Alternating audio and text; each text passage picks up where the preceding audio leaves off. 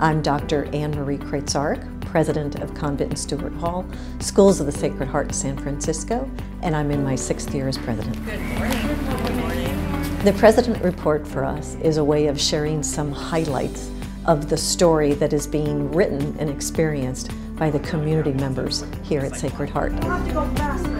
In the report, often you will see teachers and/or staff members writing these stories and explaining them because they have a perspective no one else has.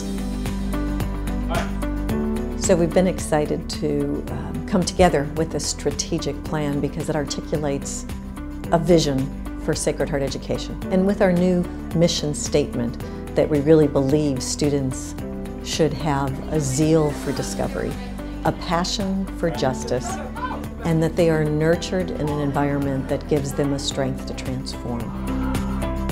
When we think about our students' future and maybe not clearly knowing what will be written in those next chapters, we are aware of some of the trends that they will experience. And one of those trends is that they will live even more fully in a world enhanced by technology. So in our plan, we talk about AI, not just as artificial intelligence, but augmenting intelligence for our students. And we think of that cognitively and socially. And we went as far as to apply to a very exciting foundation called EE Forward. And through the EE Forward application, we were granted the opportunity to put funds toward enhancing the cognitive experience of our students. Yes. As we look forward into this world of the future that will again be enhanced by technology, we know we're doing something called creating new meaning. And in creating new meaning, one mechanism that you use is you bring a group of individuals who are out of your industry to think with you. So we've developed an ad hoc committee of the Board of Trustees called Technology and Innovation. And they come together to think about what is it that the experiences should be right now in the field of technology, and specifically things like virtual reality, artificial intelligence. So in discussing these large topics about the future, we hearken back to what is it that in the day-to-day experience of our students, what is it that we need to design for them that will equip them for this. One of the initiatives in this plan is to develop a curriculum that is contemporary and effective. And also calling forward what is the story of each department. How would you explain what we are doing as we take children on that journey?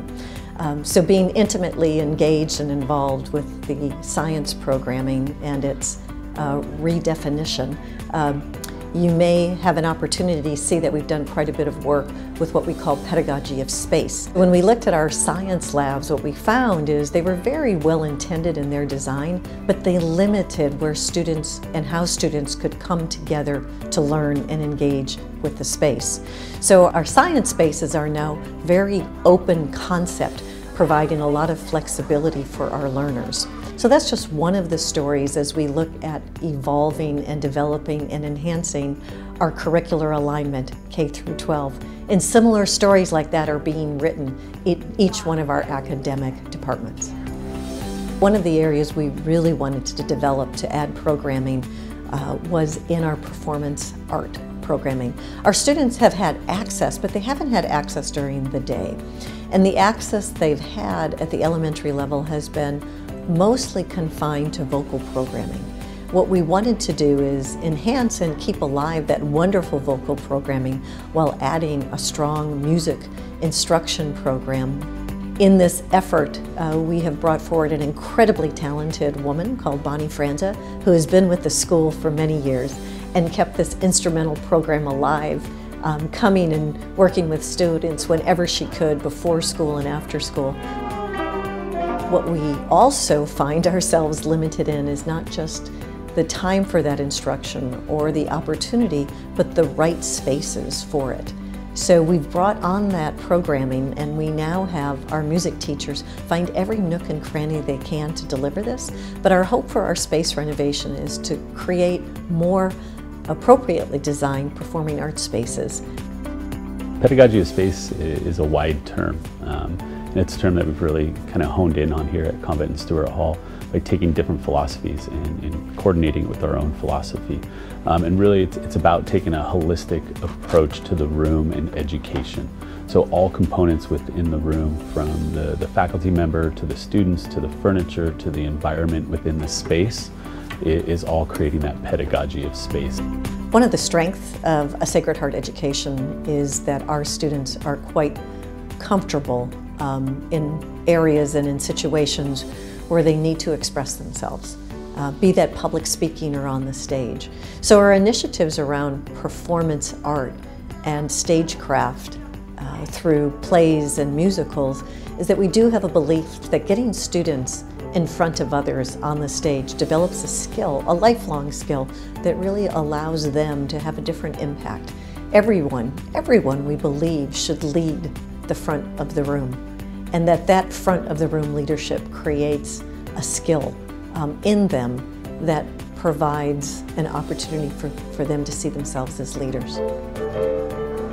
One thing that the plan that we completed early allowed us to do is to have a common understanding and a common language and common goals about the major drivers in our budget.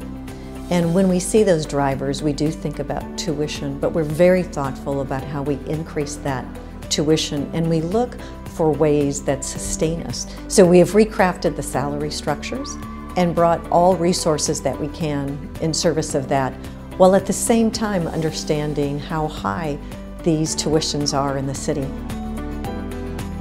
My compliments go to the Board of Trustees, who has worked directly with the administration and the advancement efforts to really enhance our endowment.